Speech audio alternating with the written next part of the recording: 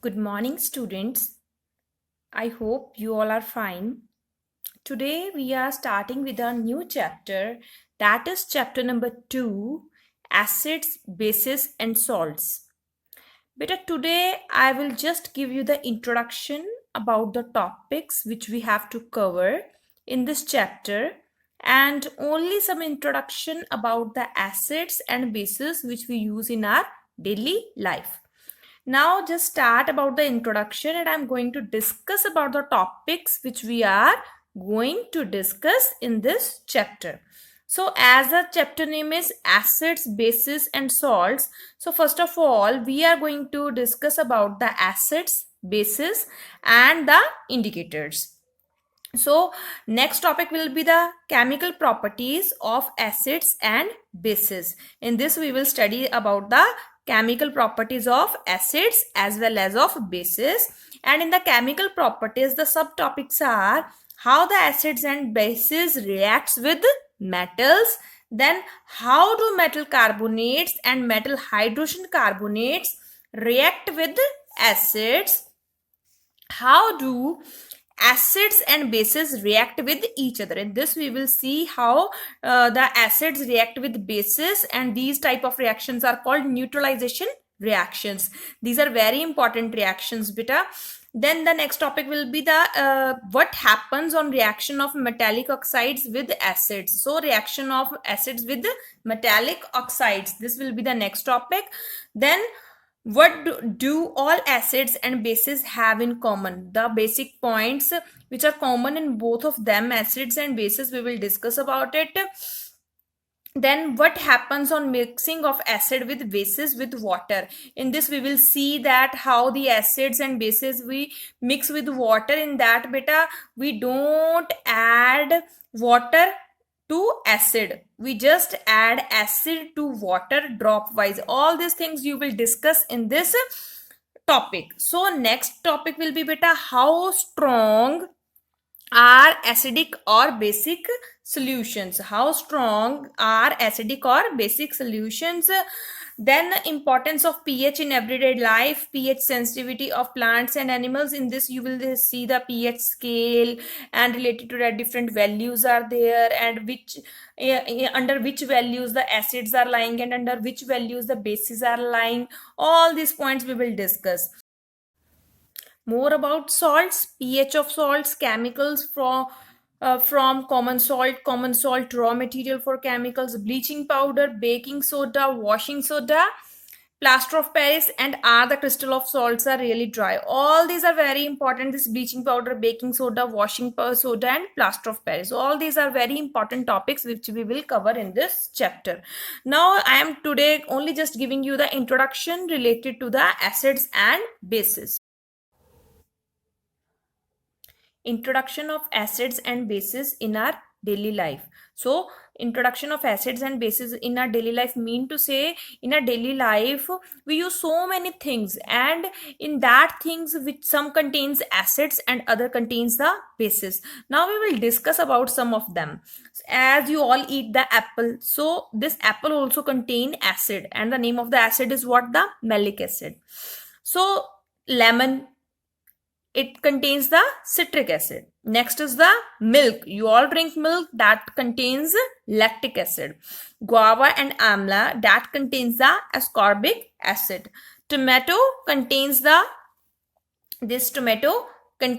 oxalic acid. Orange, that again contains the citric acid. Lemon also contains the citric acid, and orange also contains the citric acid. And sting contains the formic acid. So all this, beta, are the examples of the natural acids. These are the natural acids, or we can say it the organic acids or the natural acids. There are some other acids also which are inorganic or which are man-made. These are made in laboratories. These are, beta, natural occurring, and these are man-made. So all these are the examples of the organic acids, or we can say the natural acids. So next we are going to discuss about man-made acids which are made in the labs. So first one is the sulfuric acid, H2SO4, hydrochloric acid, HCl, nitric acid, HNO3. So these are the examples of inorganic acids. Now in this beta, H2SO4, that is sulfuric acid, is known as king of chemicals. Why it is called king of chemicals? Because it is very useful. It is very useful. Now I am going to discuss about some of its uses.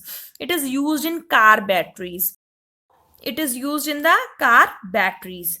It is also used to make fertilizers. As you all know, the fertilizers are used in the fields. So for the proper growth of the crops, there also the fertilizers are used. In that also beta sulfuric acid is used. Example, sulfuric acid is used to make superphosphate.